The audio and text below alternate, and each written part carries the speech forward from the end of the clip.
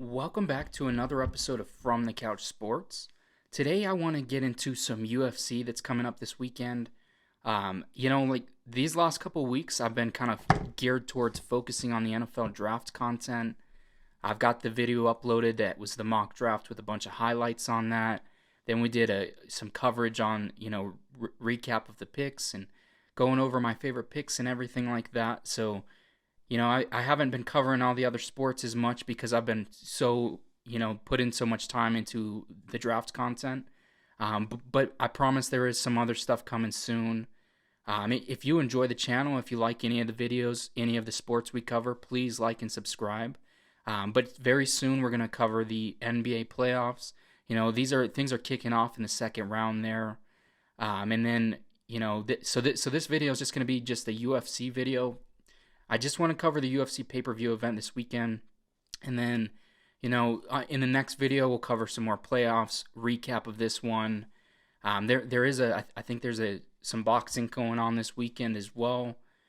So we'll cover some of those in the video coming out next week. But to kick things off, this is a pretty nice pay-per-view card. It's kind of top heavy.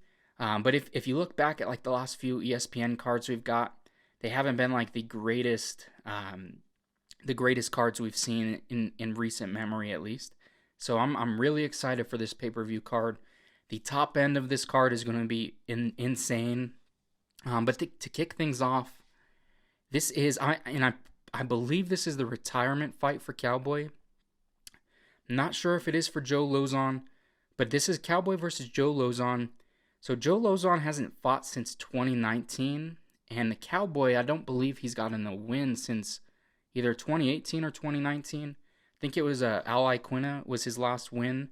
But since then, he's been kind of, the thing about Cowboy is he's down whenever. He's always willing to fight against any opponent. He's one of those guys, and, that's what makes him such a fan favorite. But he's just been in some tough matchups as of late. Taking short notice fights at 170 and things like that. And that's just, it's tough, especially when you're an older fighter. So I really like the matchup, pinning an older fighter against a younger guy. I mean, I understand like the UFC's perspective is like, this organization has the best fighters in the world, and we pin the best fighters against the best fighters. So that's why you don't see a whole lot of like the aging vets going against other aging vets. Usually they're going against the young, hungry guys that. And the sad part of it is like these young guys are going in there and they're putting these older vets on their highlight reel. And I mean that's what helps grow the new star. I understand that. But it's also refreshing when you see a vet who's been in the game for so long, who's also coming on, some losses, and he gets to fight another guy who's in a similar situation. So Joe Lauzon is more of a ground guy. But he's also a guy who's been in the game for so long, just like Cowboy. These are guys that's, fought for years in the UFC. And so I think this is going to be a fan favorite fight. These guys have never fought in the past. They've been in the same division for so long. But, seeing them finally go off against each other in what might be Cowboy's last fight, they initially said this was going to be like a Apex event. And Cowboy was like, no, man, I want to fight in front of fans again. So I'm really excited to see that. I'd like to see Cowboy go off with a bang and have a fun fight there. Seeing Cowboy get emotional, talking about his kids and everything like that. It's awesome to see. You can, this guy has given so much for this sport. So I think it would be fun to see him ride off high into the sunset, on a win instead of, on this losing streak that he's been on.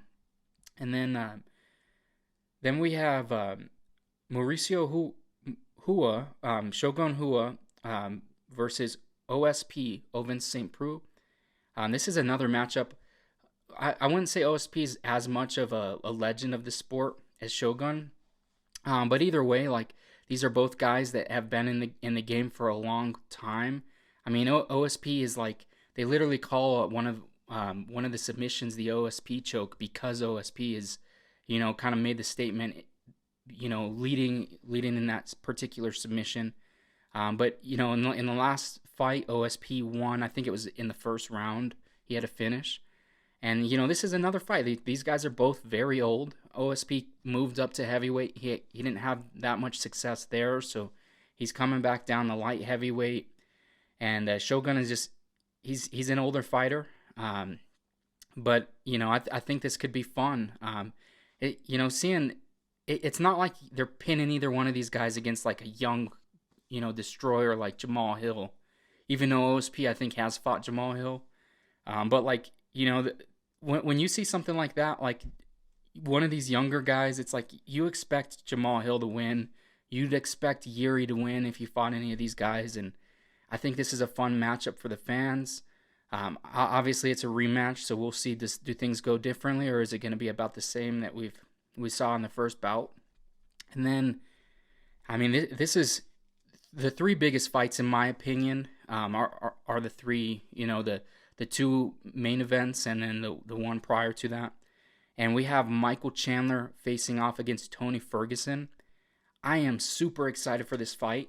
Now this is one of the ones that's going to be a bittersweet fight because whoever loses is going to be, on a huge winning streak. If Michael Chandler loses, I think it still be a little bit better because it's like one of the fights he lost was to Charles Oliveira for the lightweight belt. And then the second one he lost to Justin Gaethje, the guy who's fighting for the lightweight belt. So it's like, that's reasonable. You're losing to the very best in the division.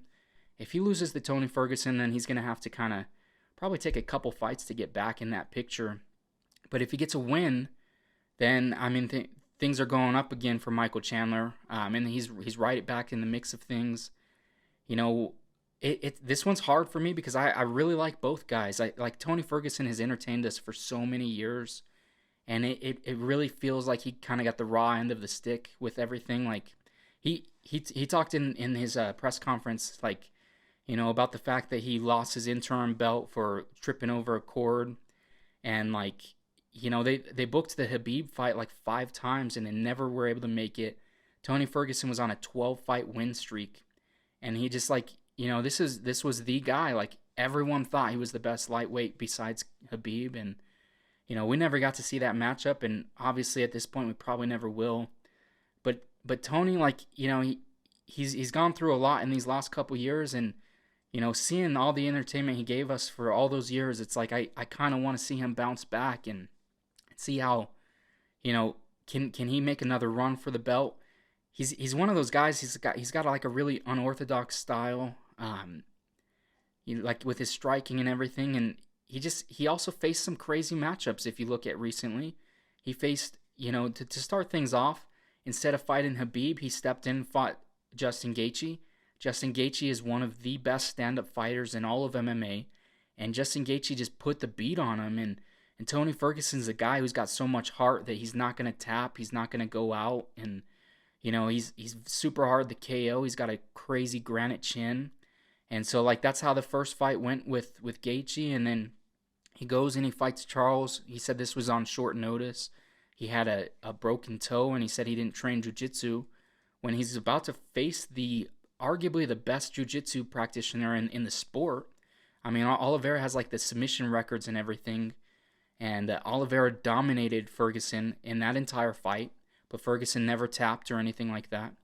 And then it came to the Beneil Dariush fight, and Dariush similarly just dominated the fight. And but I think Michael Chandler is a different kind of fighter than these other guys. I think Michael Chandler's probably going to go in there, shoot for the KO, and I don't know how that's gonna look, because Tony Ferguson's one of those guys is even in some of the fights that he won, like the Kevin Lee fight, some of his older fights, even back I watched all of his Ultimate Fighter fights and everything, and it's there's fights where he doesn't look like he's winning, and he lands crazy shots because he's such an unorthodox fighter. And there was a fight where he was on his back and he landed an up kick to get a knockout, and all the elbows, and he's a dirty boxer, and he's mixing things up, and he's unpredictable. So going against Michael Chandler, if Chandler's just going in there for the finish, trying to KO him,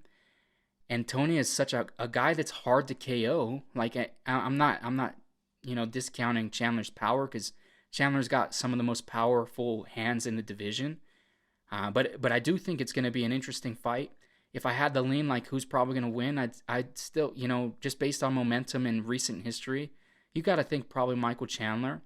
But I don't think it's time to count Tony Ferguson out completely. This is a guy who's only lost to the best of the division, and he's also, it's a solid matchup. He's going to have the height. I think he's got the reach as well. And, Michael Chandler's shown, like, at least in his UFC career, that he's a really fast starter, and Tony's got some of the best cardio in the division. So we'll see, like, if they can take this thing a few rounds, how is that going to change the outcome of the fight? I'm very interested and excited to see this one coming up this weekend. And then the co-main event, this is Rose Namajunas versus Carla Esparza. And this is, like, I mean, if Rose gets this win, she's arguably the best strawweight women's champion of all time. I think she's beaten every other strawweight champion that's ever held the belt in the UFC. And she actually lost to Carla Esparza before. So Carla is the only one that she hasn't beaten, basically, that held the belt and everything, I believe. But Carla's she's got a much more heavy wrestling approach. But Rose she's crazy good ground game, and it's clear that she's gotten significantly better standing up with her kicks. She's training with Trevor Whitman. Like, they've got a lot of great things going on there. And, Rose is coming into her own. She had the dominant win to take the belt from Wally Zhang. And then in the rematch, she won that by decision. So, she's shown this wasn't a fluke knockout. These things aren't flukes. This girl is, like, really one of the best in the history of the division. So, and especially if she's able to come out and defend her belt once again and beat Carla Esparza, who's on fire right now and was one of the few people to beat Rose, I think then things can kind of solidify her there a little bit more. So I'm very excited for that fight. I think at this point, Rose is a lot better than when they fought the first time. But obviously Carla is as well. So I'm curious to see the outcome of this. If I had to lean a certain way, I'd probably lean towards the champion Rose. I think she's just gotten so much better standing up that, she's got a lot more tools to win this fight.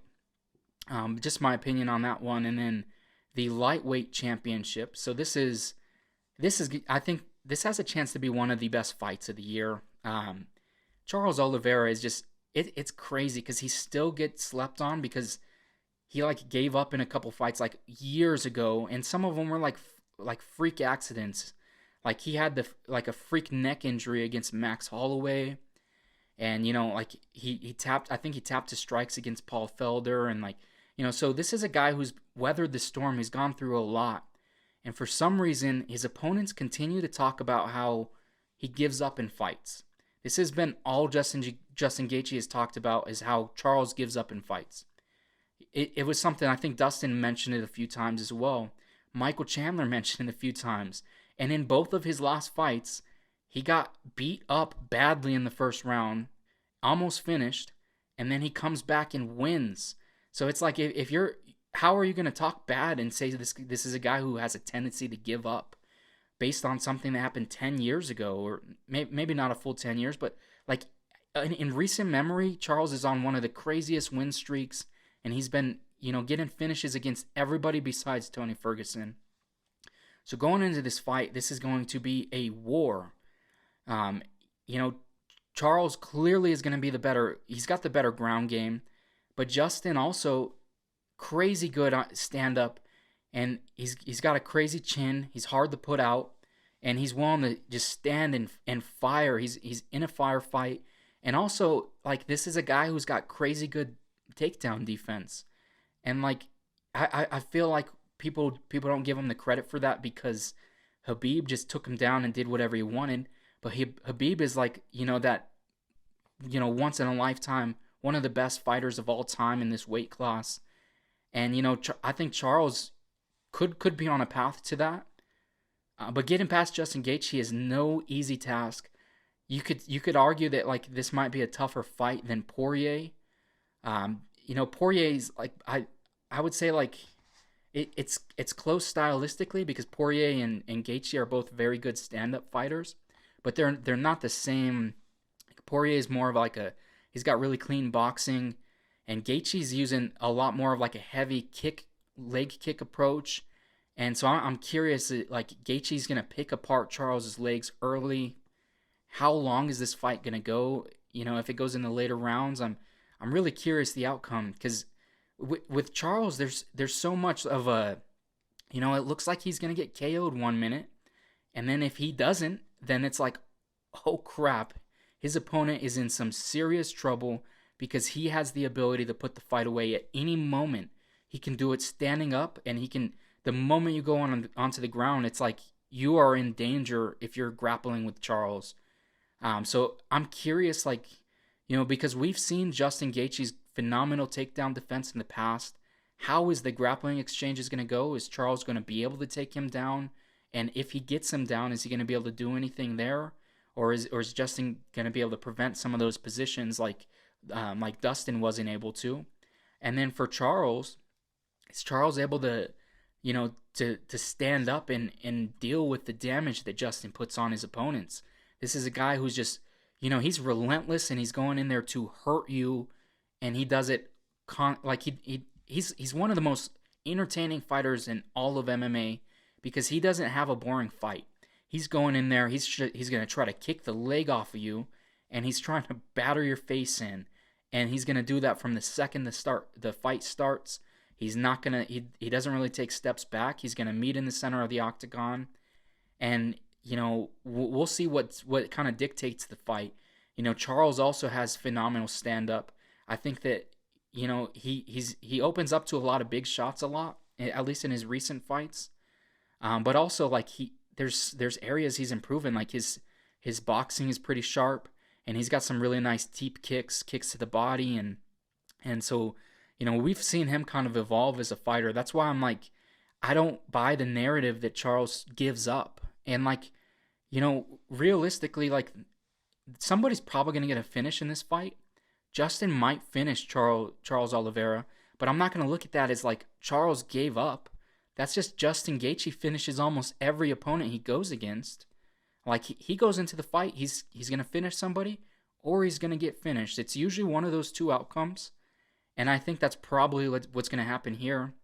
You know, if Charles gets to the ground, Charles has a good chance to put this away. If it's standing up, I'd say this probably leans like 60-40 to Justin. Like Justin has to have the edge, although Charles is good on the feet as well. So I am super excited. I think this fight card is going to be awesome. I'm really looking forward to, you know, seeing how everything plays out. We've got a lot of other fun fights down the line. Like later on this year, I think I want to say Canelo fights this weekend as well. I think that's the 175-pound division. So I'm gonna tune into that. Obviously, I'll cover a little bit more once the fight actually happens. But you know, I'm always tuning in for Canelo's fights. And then as far as the UFC MMA goes, we've got a lot of really fun fights down the line. There was like a screen grab of Dana White's desk, or like, you know, basically like the matchmaking stuff, and like this exposed like most of I think it was the July and June cards. These are cards that aren't even announced, and there's some crazy fights that are at least in the works. So we got a lot to be excited for as MMA fans. And like I said, like we're gonna cover other sports. We're gonna cover NBA. I want to do a little bit more content outside of just the show. We'll do a little bit more like mini documentary type stuff, and you know, different things on the channel. So if you like the content, please like and subscribe. Let me know what you're most hyped up for this weekend as far as the fights go. What you'd like to see on the channel. You know, give me some feedback. But as always, thanks for tuning in.